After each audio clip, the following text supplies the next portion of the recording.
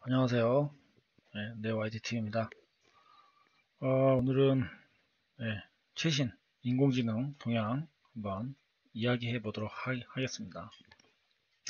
이 자료는 그 소프트웨어 정책 연구소에서 어, 아이, 그 AI 관련된 전 세계 이슈들을 예, 잘 요약해서 발간을 하고요.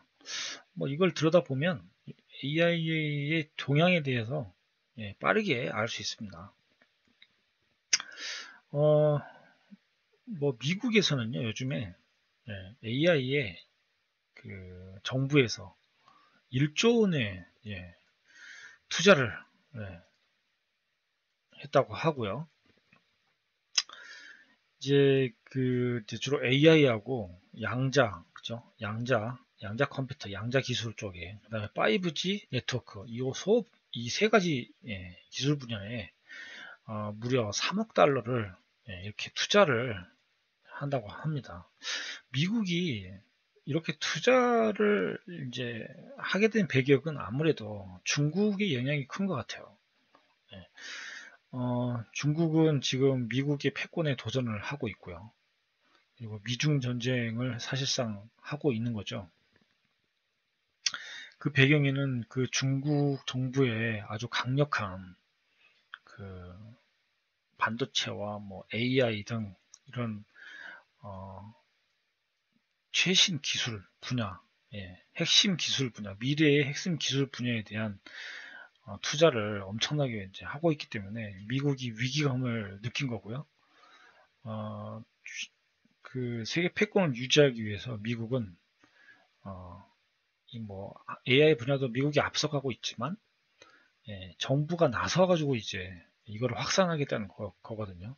그래서 보면은 뭐 양자 네트워킹, 센싱 하는 거, 근데 컴퓨팅 기술, 그죠? 그다음에 제조 쪽에서는 어떤 그죠? 재료 부분에 대해서 제조 분야 해가지고 지금 뭐 엄청난 투자를 하려고 하고 있고요.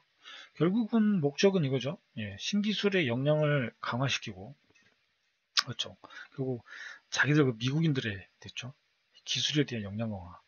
그다음에 교육 훈련. 그렇죠. 왜냐하면 앞으로 이 AI가 결국에는 인간의 그 직업을 많이 바꿀 거라는 예상이 들기 때문이에요.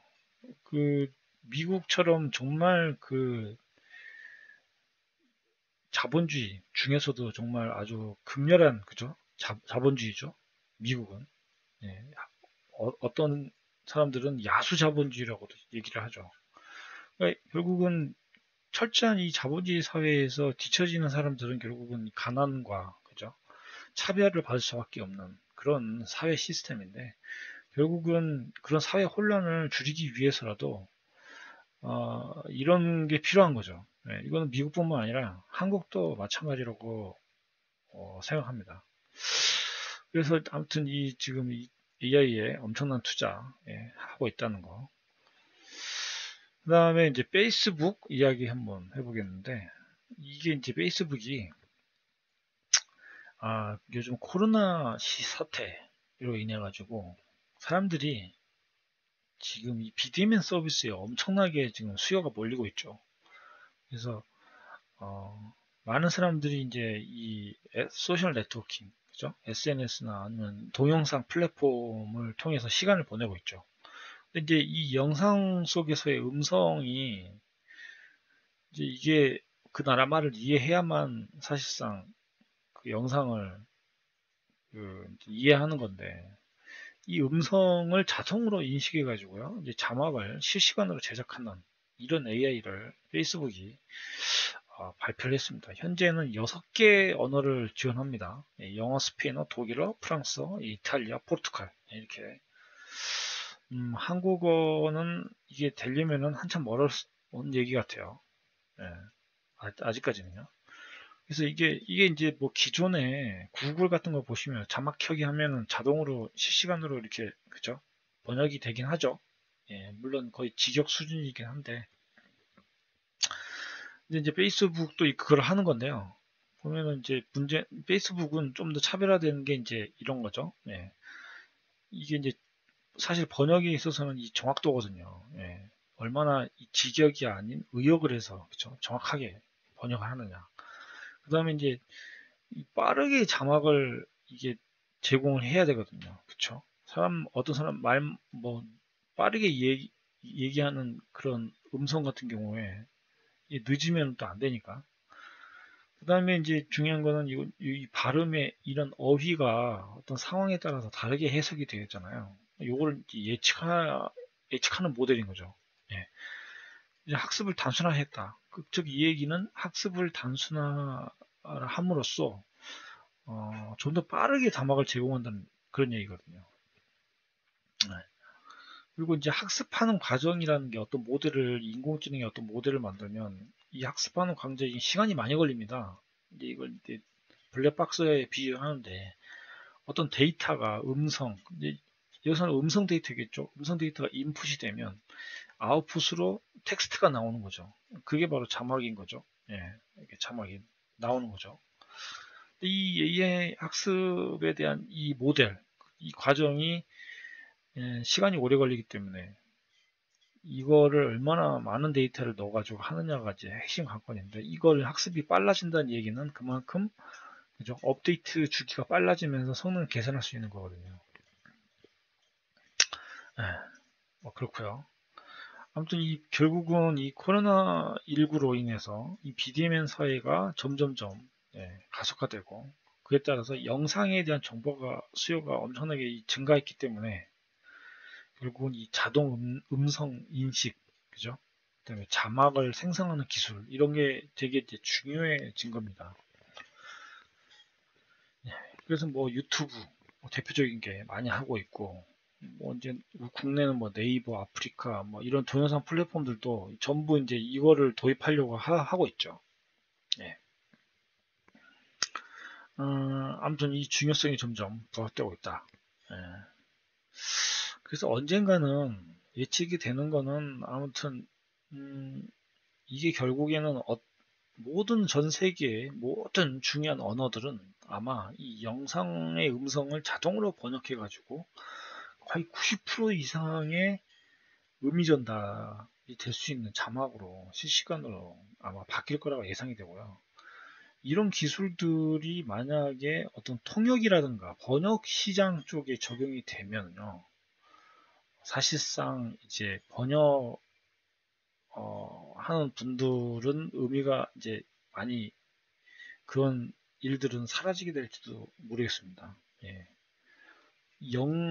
결국은 실시간으로 이게 번역이 되면은 그렇죠. 비즈니스에서 이게 이제 바로 활용이 되기 때문에 사람들은 어쩌면은 언어를 배우지 않아도 언어를 배우지 않더라도 서로 의사소통을 할 수 있는 시대가 곧 지금도 가능하지만 좀 더 빨라질 거라고 지금 예상이 되고 있습니다. 예, 그렇고요. 그래서 뭐 그런다고 뭐 언어를 공부할 필요가 없다 그런 얘기는 아니고요.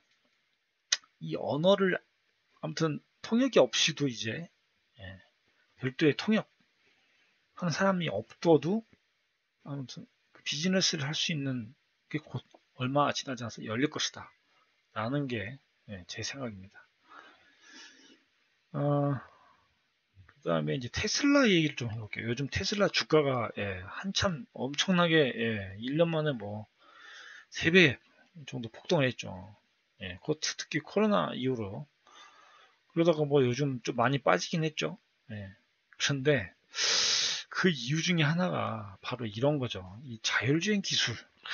이게 이제 자율주행 기술이 생각보다는 부정적이라는 거죠. 예. 미국의 이제 컨슈머리티 리포트가 굉장히 비영리 기관인데 공신력이 있어요. 세계적으로. 예. 그래서 이 기관에서 테슬라의 그 자율주행 기술에 대해서 평가를 했는데 부정적으로 평가를 했어요. 예. 그 테슬라는 올해 안에 세계 최초의 자율주행차를 출시하기로 목표를 세웠죠. 하지만 그것은 힘들 것이다 라고 얘기를 했는데 그 이유를 보면은요. 테스트를 이제 이 기관에서 이 자율주행차를 가지고 실제로 테스트를 해본 거예요. 그랬더니 오작동이 너무 수시로 오작동이 발생했다.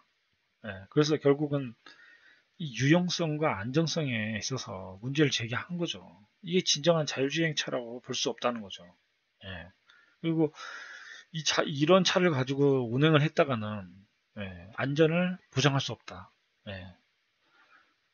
다양한 오작동이 발생을 했는데 이런 오작동을 보면은요 대표적인 게 크게 네 가지인데요.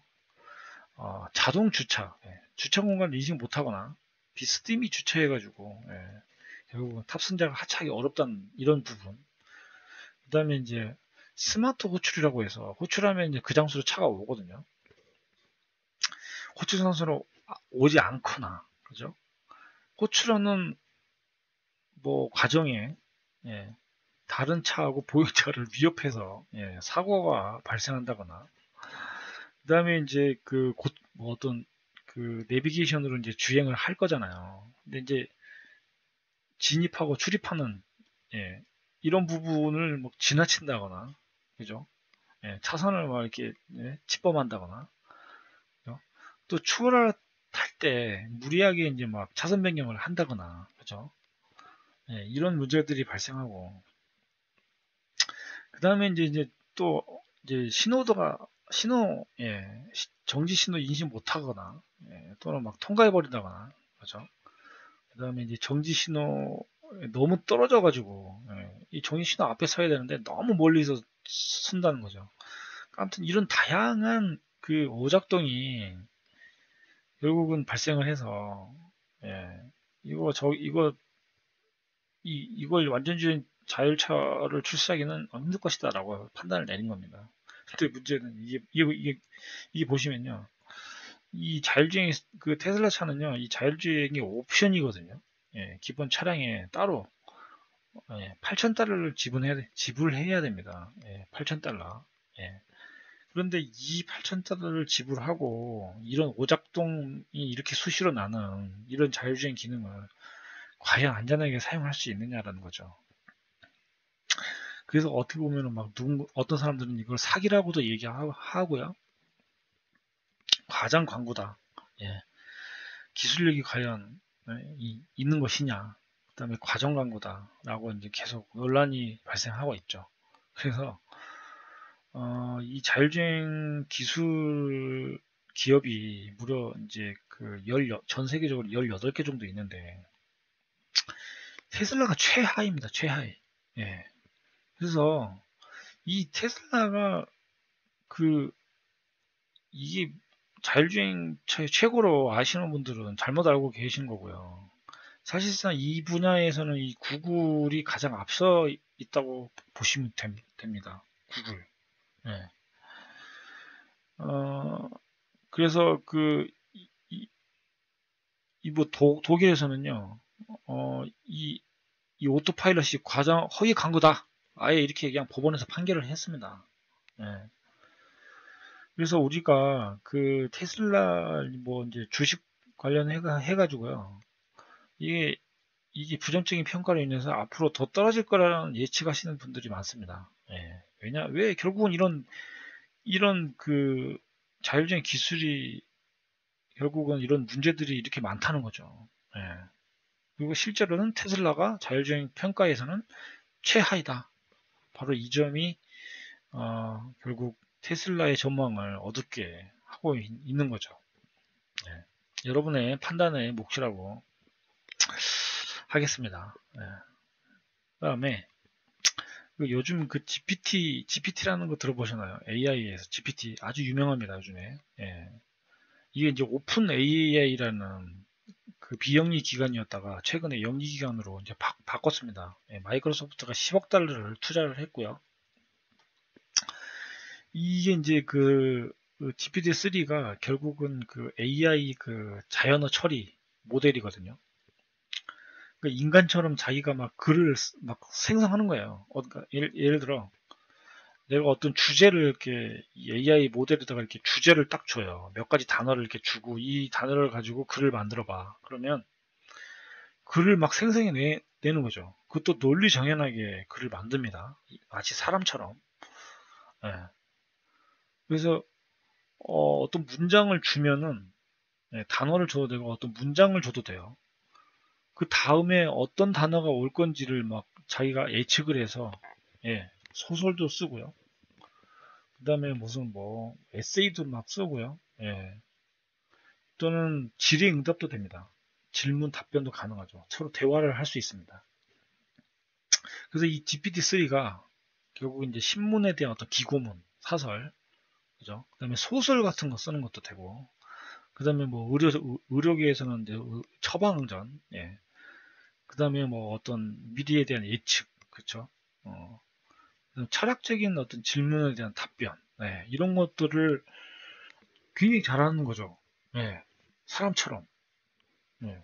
그래서 굉장히 놀라운 지금 성능과 이 파급력이 지금 예, 지금 화두가 되고 있죠. 그런데 뭐 영국의 이제 가디언이라는 일간지는 되게 유명하잖아요. 이 GPT-3로 사설을 작성했고요. 이 가능성을 이제 사실 본 거예요. 예, 그래서 사설까지 작성하는 걸 봤는데 문제는 이거죠. 인간이 결국은 개입을 해야 된다는 거예요. 이걸 그대로 기사로 뭐 언론에서 그대로 발간을 할 수가 없다. 예. 인간이 개입해서 뭐 수정도 해야 되고 편집을 해야 된다는 거죠. 예. 그리고 이 글이 과연 AI가 정말 저작권을 가지고 있는 것이냐라고 판단을 해봤는데 무리다 이겁니다. 무리. 예. 저작권을 가지기에는 이거는 결국 인간이 개입을 해서 최종적으로 뭔가 보정을 해야 되기 때문에 이거의 저작권은 AI에게 있다라고 할 수 없다. 라는 거고요. 보시면은 뭐 500자 내외, 그다음 간결한 문체, 예, 특정 주제로 예, 글을 생성을 좀 막 한 거예요. 예. 그래서 결국에는 이게 이제 어, 인간이 어떤 글을 쓰는 데서 결국 이 창작하는 활동이 굉장히 오래 걸리고 고민도 많이 걸리고 시간도 많이 걸리고 괴로운 어떤 그건데 이거를 도움을 준다는 거죠. 예. 창작하는데 어떤 힌트를 준 이런 거에는 도움을 줄 수 있다는 거죠. 하지만 어, 이 GPT-3가 만들어낸 이 글은 그래 이 글을 만들어내기 위해서는 처음에 인간이 조건을 줘야 되는 거예요. 그죠? 어떤 문장을 준다거나 몇 가지 단어를 준다거나 주제를 줘야 되는 거죠. 예. 그 다음에 편집을 사후에 해야 된다. 예. 그거고요. 편집을 해야 되고요. 꼭. 어, 또 중복된 표현도 굉장히 많이 나오기 때문에 이런 것도 막 지워야 되고요. 예. 그래서 보시면 GPT-3가 생성한 글이 무려 90%를 갖다가 90%를 삭제 후에 게재를 했다고 합니다. 그러니까 뭐 이것저것 온갖 단어와 중복된 표현과 여러 가지 문장들을 막 만들어냈는데 그 중에 실제로 쓸만한 필요한 것들은 10%밖에 안 됐다라는 얘기거든요. 네. 그러니까 그만큼 많은 글도 만들어내고 막 하지만 네, 결국에는 편집이 필요하기 때문에 음, 창작물을 AI에게 줄 수 없다. 이 저작권을. 그리고 창작하는 데 있어서 도움은 될 수 있다라는 정도로 요약을 할 수 있겠습니다. 그래서 뭐 사실 이 GPT-3가 어떤 완성된 글, 그죠? 뭔가 이렇게 딱 정제된 그런 글을 만들어내는 게 아니고 이 다양한 문장, 그죠? 이 문장 이거를 이 생성하는 데 초점이 맞춰져 있는 거죠. 예, 다양한 문장. 그러니까 이 다양한 문장에서 이제 이렇게 필터링을 하는 작업이 필요한 거죠. 예. 그래서 어떤 보조도구로서의 역할을 하는 게 맞지 않는가. 그렇게 이해가 되고 있습니다. 아무튼 이 GPT-3를 통해서 사실 이제 그 초보자들도 정말 다양한 주제의 글들을 전문가처럼 만들어낼 수 있을 것 같습니다. 이거를 잘 활용만 한다면요. 이 GPT-3 관련해 가지고 이게 좀 검색을 해보시면은 코딩도 만들고요. IT 분야에서도 이거를 프로그래머들이 이걸 가지고 여러 가지 작업을 하는 사례들이 많습니다. 한번 찾아보십시오. 나중에 한번 기회가 되면 한번 요약해서 얘기를 한번 해보겠습니다. 여러 가지 사례를 가지고요. 오늘은 여기까지 하겠습니다. 예, 시청해주셔서 감사합니다.